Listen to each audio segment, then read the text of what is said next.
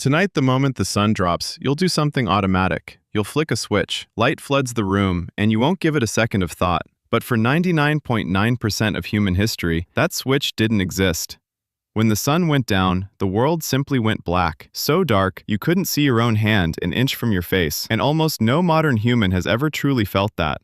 For more than 300,000 years, every single ancestor you've ever had spent roughly half their life in near total darkness. For most of that time, they didn't even have candles, just a black sky, the stars, and whatever fire they could manage to keep burning. So what did they actually do with all those hours? The answer rewrites what we think we know about sleep, about storytelling, and about what it even means to be human. Let's start with fire, because fire is what made all of it possible. The oldest solid evidence of humans controlling fire comes from Wonderwork Cave in South Africa, about 1 million years ago. But fire didn't just keep people warm, fire completely rebuilt the human day. Before fire, our ancestors were like any other primate. When the sun went down, you climbed a tree or found a sheltered nook, and you stayed put. Moving around at night meant turning yourself into food. Our eyes are hopeless in the dark compared to the things that hunted us. Leopards, hyenas, wolves. Every one of them saw perfectly fine. Fire flipped that equation overnight. Literally. A campfire carves out a circle of safety about 30 feet across. Inside that circle, predators won't come. Outside it, you die. And that's not an exaggeration. Anthropologists studying modern hunter-gatherer groups have documented that the people who wander away from the fire at night are far more likely to be killed by predators, even today. But here's the fascinating part. Fire didn't only protect humans at night. It handed them something they'd never had before: extra hours.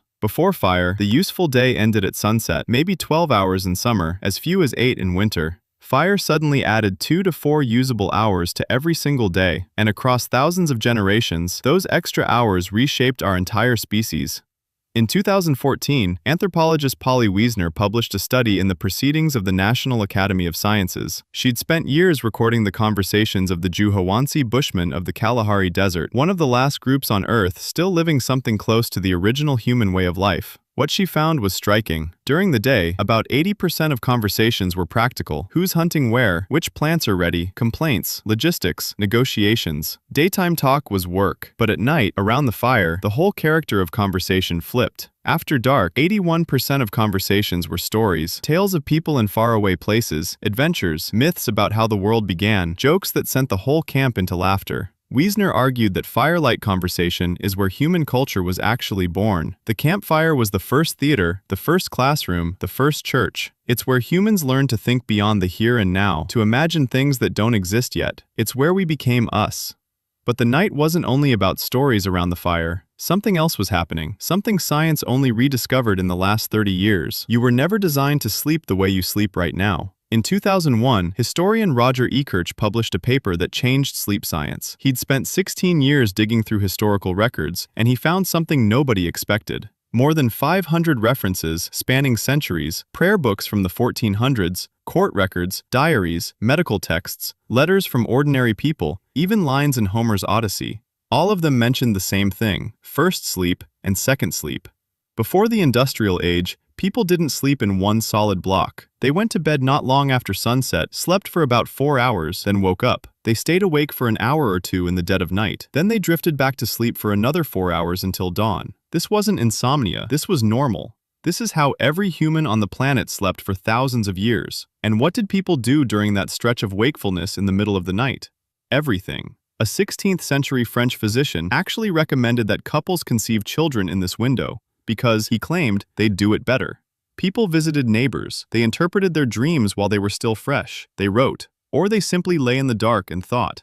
A doctor's manual from the 1500s told patients the best time to study and reflect was during the watch, as they called it. Those quiet hours between first and second sleep, when the mind was calm and the world was perfectly still.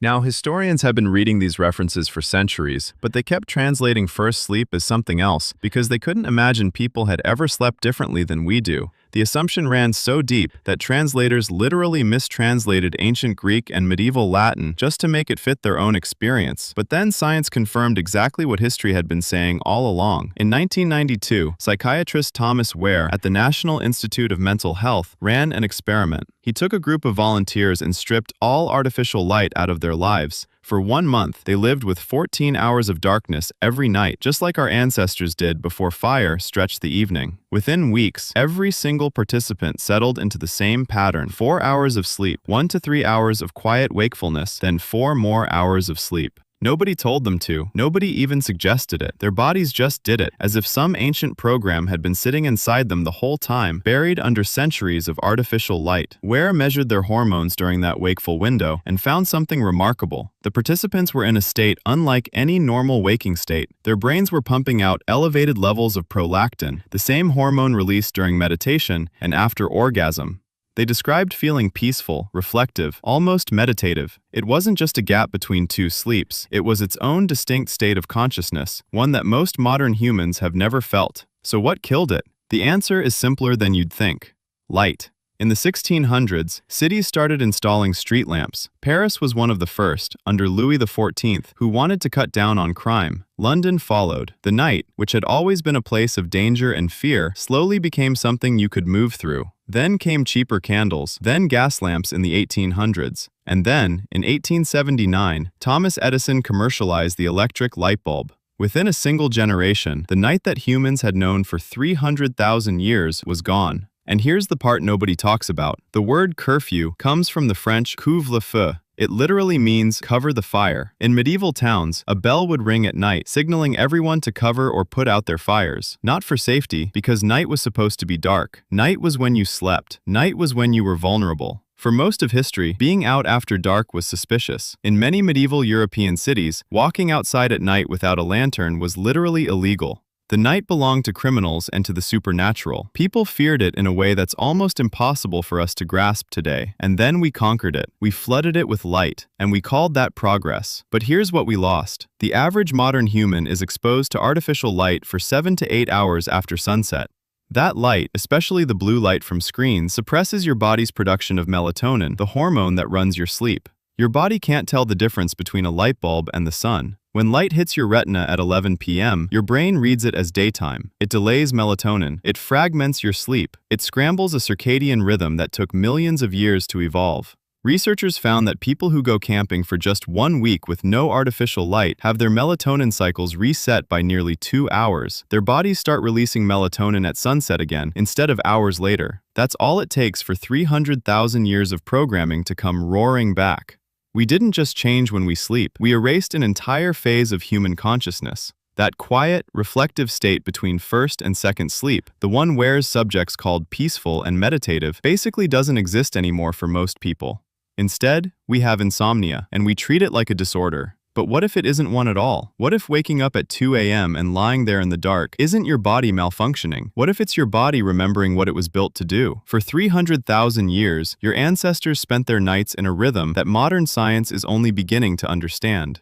They gathered around fires and told the stories that built civilizations. They slept in 2 phases, with a window of quiet reflection in between. They lived in darkness so complete that the Milky Way wasn't something you drove to a national park to see. It was just the sky. And every night, when they woke in the dark between first and second sleep, they lay there in silence and thought about their lives, their dreams, and the world they'd wake up to in the morning. We traded all of it for a light switch. And most of us never even knew it was gone, Mar.